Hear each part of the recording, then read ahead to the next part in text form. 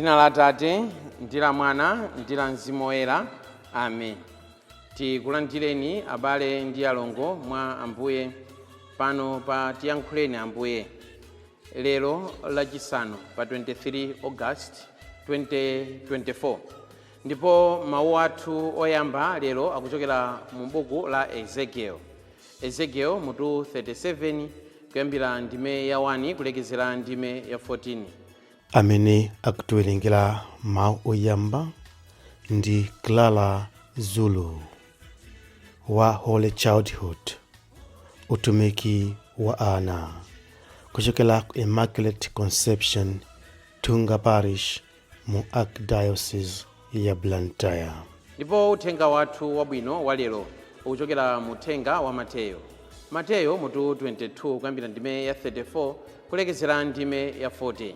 Amene akutiwerengera mawu a mthenga wabwino komanso kutigawira mawu ndi Reverend Father John Enoch Kaliwamba, kuchokera ku Our Lady of Fatima Parish Salima mu Archdiocese ya Lilongwe. Abale ndi alongo mwa Ambuye, tiyeni tikhalire limodzi. Mawu oyamba. Mawu wa m'buku la mprofeti Ezekieli. Ezekieli mprofeti akuti, mphamvu ya chauta idandigwira, mzimu wa chauta udandinyamula nkukandikhazika pakati pa chigwa. Chigwacho chinali chodzaza ndi mafupa. Chauta adandiyendetsa uku ndi uku pakati pa mafupawo. Mafupawo analitu ochuluka kwambiri m'chigwa chonsecho, ndipo anali ochita kuti gwa kuma kwake. Tsono adandifunsa kuti, iwe mwana wa munthu, kodi mafupa amenewa angathe kukhalanso ndi moyo? Ine ndidati, Ambuye chauta, ndinuyo amene mukudziwa zimenezi. Apo adandiwuza kuti, alalike mafupa amenewa. Wauze mafupa oumawo kuti amve mawu a ine chauta. Unene kuti zimene ine Ambuye chauta ndikukuwuza mafupa ndi izi: ndizawuzira mpweya mwa inu, ndipo muzakhalanso ndi moyo. Tsono muzadziwa kuti ine ndine chauta. Pamenepo ndidayamba kulalika monga momwe adandilamulira. Ndikulalika choncho, ndidangomva kuti gogobede gogobede. Mafupa aja nkuyamba kulumikizana. Ine ndiyang'ane, ndidaona kuti pali misempha kenaka mnofu ukuonekanso. Posiriza kubwera khungu pamwamba pake, koma munalibe mpweya mwa iwo. Tsono chauta adandiwuza kuti, iwe mwana wa munthu, ulalike ndi kuwuza mpweya mawu a ine Ambuye chauta. Akuti, mpweya iwe, bwera kuno, bwera kuchokera ku mphepo zinayi, zawuzire anthu ophedwawa kuti akhalenso ndi moyo. Motero ndidayamba kulalika monga momwe adandilamulira.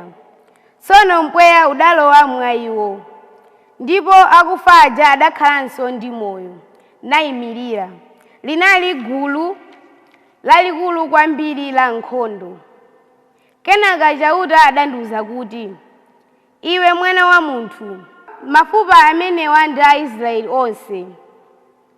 Iwo amene akuti, mafupa a anthu ndowuma, chiyembekezo chathu chatayika, tawonongekeratu. Chifukwa chake walalike ndi kuwawuza kuti ine ndine Ambuye, ndikuti, inu anthu anga, ndizafukula manda anu, ndipo ndizakutulutsani moni. Ndizakubwezerani ku dziko lanu, dziko la Israeli. Motero muzadziwa kuti ine ndine chauta. Ndikadzafukula manda anu ndi kukutulutsani moni, inu anthu anga, tsono ndizayika mzimu wanga mwa inu, ndipo muzakhalanso ndi moyo. Pambuyo pake ndizakukhazikani m'dziko lanu. Choncho muzadziwa kuti ine chauta ndayankhula zimenezi. ndipo ndidzazichitadi. Ndikutero ndine chauta. Mawu a Ambuye. Tithokoze Mulungu. Zalamulo lalikulu. Ambuye akhale nanu, akhalenso ndi mzimu wanu. Mthenga wabwino monga adalembera Mateyo oyera. Ulemu kwa inu Ambuye. Afarisi atamva kuti Yesu adatsutsa Asaduki, adasonkhana.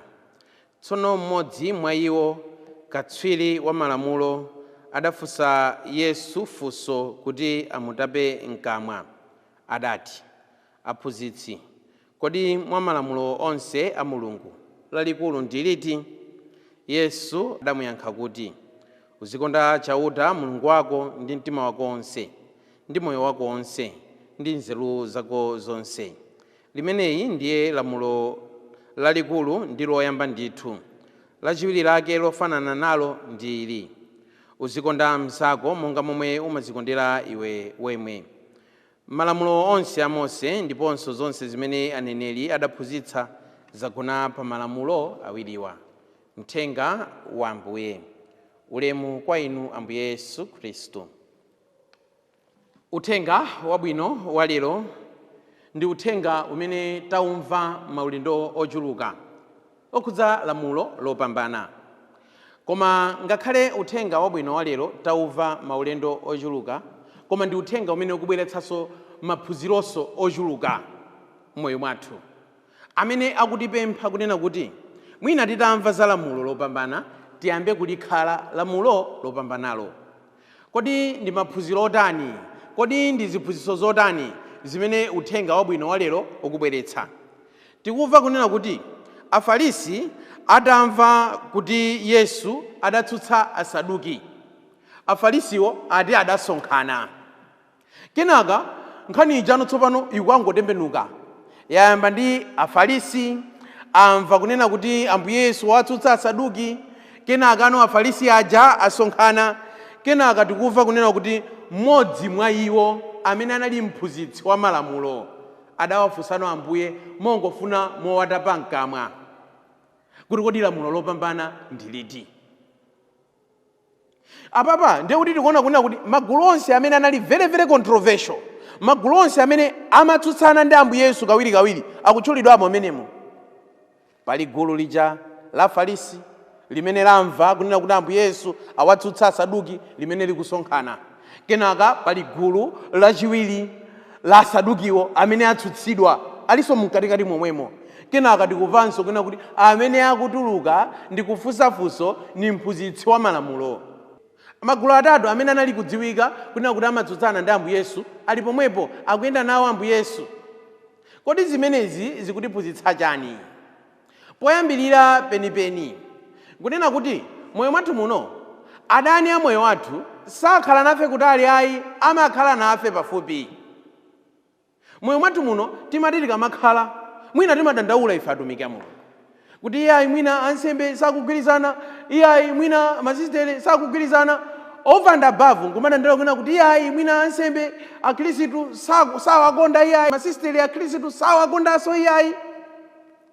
Komatu mwina tisadayambe kuganiza za adani athu amene timaona ngati ndi akhristu, amene timaona ngati mwina kuti ifeyo amadana nafe akhristuwo. Leo tizindikire kunena kuti mdani wathu angatokhala nafe pafupi ngati mmene aphunzitsa malamulo, ngati mmene Asaduki, ngati mmene Afarisi anawayandikira Ambuye Yesu. Ndani tu wansembe sali kutali. Iye amene mwina amatha kuchoka ngomakanena zoyipa za nsembe mwina zimayambiranso nyumba momwemo nkumasefukira kumapita kwina. Saduki tu wakuyandikirani ansembe, Saduki tu wakuyandikirani inu asistere.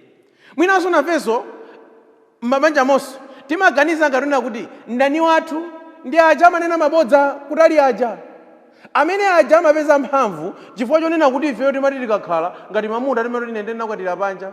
Iwo aja amangotengerapo mwayi nkumakweza mawu athu aja kwina kuti mkazi wawo uja ndi panja penipeni. Ndani wathu, ndani wa banja lanu sadakutalikireni, ali pafupi nanu ngati mmene Saduki akuyandikira Ambuye Yesu, ngati mmene mfarisi akuyandikira Ambuye Yesu, ngati mmene mphunzitsi wa malamulo akuyandikira Ambuye Yesu. Mukadzafuna kuti banja lanu likhale labwino, mudzaonetsetse kuna kuti mwayandikana, ndipo nonse amene mwayandikana ndinu anthu abwino. Musadaloze zala awo. Kumbukirani kunena kuti Asaduki nthawi zambiri amatiyandikira. Asaduki nthawi zambiri atiyandikira m'makomuniti mwathu mwa ansembe. Asaduki nthawi zambiri atiyandikira m'mabanja mwathu. Asaduki nthawi zambiri atiyandikira m'mabungwe mwathu. Ngati makwaya amatha chifukwa cha internal struggles, mikangano ya mkatimo. Ti Asaduki timene tili mu mkwaya momwemo, ti Afarisi timene tili mu mkwaya momwemo. Musadadane ndi kwaya yanzanu ija, kwaya 2 ija, kaya ndi kwaya B ija. Tayamba nikukozani ti Asaduki ndi ti Afarisi timene takuyandikirani. Kenaka tikuonanso kunena kuti Afarisi, Asaduki, aphunzitsa malamulo amakwanitsa kukhala ndi Ambuye Yesu. Koma ngakhala amakhala ndi Ambuye Yesu, moyo wawo sumasinthikayi. Nchifukwa yani sumasinthika? They had a complete agenda different from the agenda of Christ. They had a totally different goal, different from that of Christ. Akuti ora amata akapita amangofuna kuti Ambuye Yesu awatape mkamwa ngati mmene akuchitira mphunzitsi wa malamulo. Akuwafunsa Ambuye Yesu, osati ndi cholinga chonena kuti asinthe mu chikhulupiriro, osati ndi cholinga chonena kuti afuna akule mu chikhulupiriro, koma atafuna awatape mkamwa Ambuye Yesu. Lero tutachuluka anthu ofuna kumatapana mkamwa nkumabwera kuno kutchalichi. Malo moti tidzapemphere koma nkubwera kufuna kuti tidzatapane mkamwa. Alipo anthu amabwera kutchalichi kuti akavire kuti kwaya nijembe bwanji. Ikangopala ndi imakhala nkhani ino tsopano. Alipo anthu ena ake amene amabwera kuno kutchalichi kuti adzaone kuna kuti awerenga bwanji, asekretari alengeza bwanji. Akangopala asekretari zavuta. Alipo anthu ena ake amabwera kuno kutchalichi kuti aone kuti muvala bwanji. Mukangovala zinthu zimene sizili zoyenerera makhala kuna kuti penepopo akwaniritsa cholinga chawo. Alipo anthu ena ake amene amabwera kuti aone kuti kutchalichi mukabwera muphoda bwanji ulendo umene. Mukangophoda kuti zosiyana kuti penapo wala penapo oyera imene imakhala nkhani sadzophoda penachi. Amangobwera kudzatita pa mkamwa, amangobwera kudzakutapani mkamwa. Koma bwanji lero tikamabwera pamaso pa Mulungu tidzibwera kuti tisinthike, tidzibwera kuti tikule mu chikhulupiriro. Tikakula mu chikhulupiriro ndiye kuti tayamba kugawana cholinga chathu ndi cholinga cha Mulungu chimene anabwera pasi pano kuti tonsefe atiyeretse ndi kutipulumutsa. Kenaka tikuonanso uthenga wabwino wa lero kunena kuti pamene akufunsa kuna kuti kodi zalamulo lopambana ndi liti, Ambuye Yesu akukamba za chikondi, kukonda Mulungu komanso kukondanso anzathu. Apanso ndi pamenenso tikupezanso phunziro lina. Alipo anthu ena ake amene amakonda mpingo kwambiri koma mwina anzawo sawakonda. Chikondi chimene mmakonda nacho mpingo muphatikize ndi chikondi cha munthu mpamene mudzayambe kuyenda pa ulendo wabwino wa Chikhristu. Alipo anthu ena ake amene ndi otchuka kwambiri, they are very generous, amapereka kwambiri kutchalichi, koma mmakwawo mageti adatseka kalekale, safuna kuti anthu opempha agogode. Koma mmakwawo amathamangitsa anthu amene ali ovutika. Chikondi chanucho kumpingo chiphatikizane ndi chikondi cha munthu. Chikondi cha mpingo, chikondi chomukonda nacho munthu zikaphatikizana ndiye kuti tikukwanitsa kumukonda Mulungu komanso ngakhalenso kukwanitsa kuwakonda anzathu.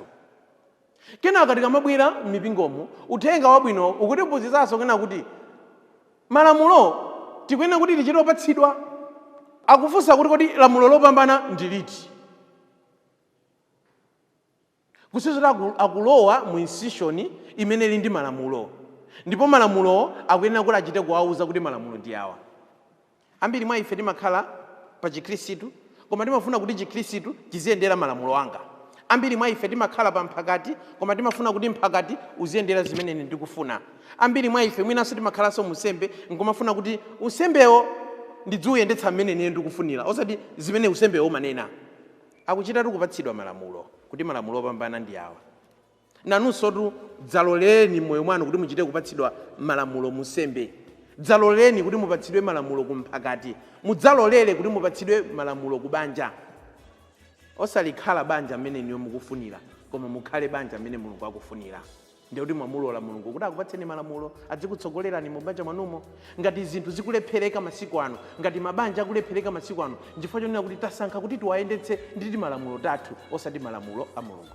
God is the promulgator. God is the lawgiver.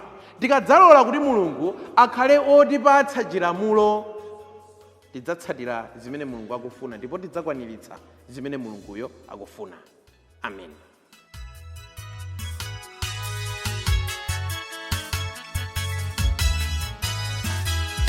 Jingle